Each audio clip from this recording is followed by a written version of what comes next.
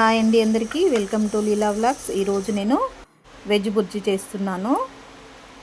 అందుకోసం బౌల్లో 1 కప్పు శనగపిండి వేసుకోవాలి, 1/2 కప్పు బియ్యపిండి వేసుకొని 1/2 స్పూను సాల్ట్, 1/2 స్పూను వంట సోడా వేసుకొని వాటర్ పోసుకొని దోశ పిండి కన్నా కొంచెం పల్చగా కలుపుకొని పక్కన పెట్టుకోవాలి.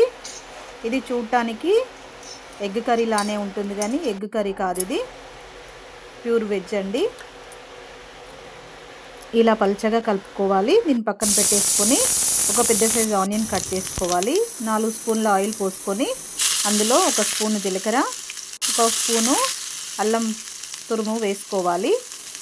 ఇది కొంచెం రెడ్డిష్ కలర్ వచ్చాక ఒక పెద్ద సైజు ఆనియన్ కట్ చేసి వేసేసుకొని అది వేపుకోవాలి. ఫస్ట్ ఒక 2 మినిట్స్ తర్వాత కలర్ మారుతుంది కదా, కొద్దిసేపు వేగాక కరివేపాకు వేసుకోవాలి. కరివేపాకు వేసుకొని కొంచెం కలిపాక 2 పచ్చిమిర్చి చిలుకలు వేసుకుంటే సరిపోతుంది.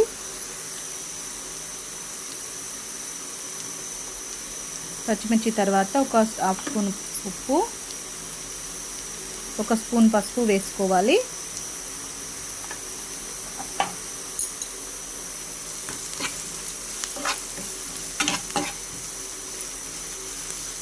ఈ కర్రీ వేడి అన్నంలోకి చాలా బాగుంటుంది, చపాతీలోకి చాలా టేస్టీగా ఉంటుంది.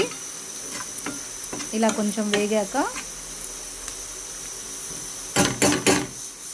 2 టమాటాలు కట్ చేసి పక్కన పెట్టుకోవాలండి.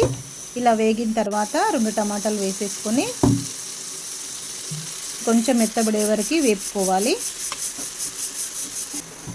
తర్వాత 1/2 స్పూను పెప్పర్ పౌడర్ వేసుకొని తర్వాత ధనియా పౌడర్ వేసుకోవాలి. 1 స్పూను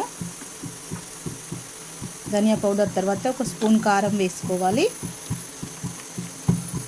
తర్వాత 1/2 స్పూను గరం మసాలా వేసేసుకొని కలుపుకోవాలి. కొంచెం ఇది మీడియం ఫ్లేమ్లో పెట్టుకొని వేపుకోవాలి.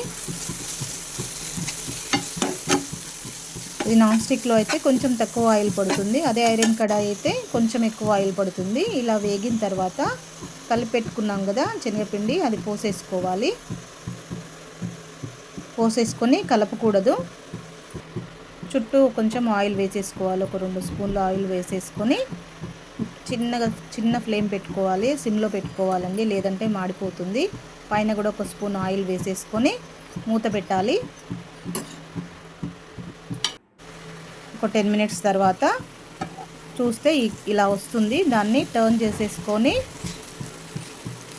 ఫ్లేమ్ని అడ్జస్ట్ చేసుకుంటూ వేపుకోవాలి. శనగపిండి పచ్చివాసన పోయే వరకు వేపుకోవాలి.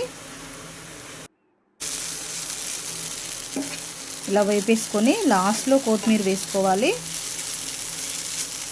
అందరూ లైక్ చేయండి, షేర్ చేయండి, చాలా టేస్టీగా ఉంటుంది. రోటీలోకి అయితే సూపర్గా ఉంటుంది. అందరూ సబ్స్క్రైబ్ చేసుకోండి. థ్యాంక్ యూ అండి.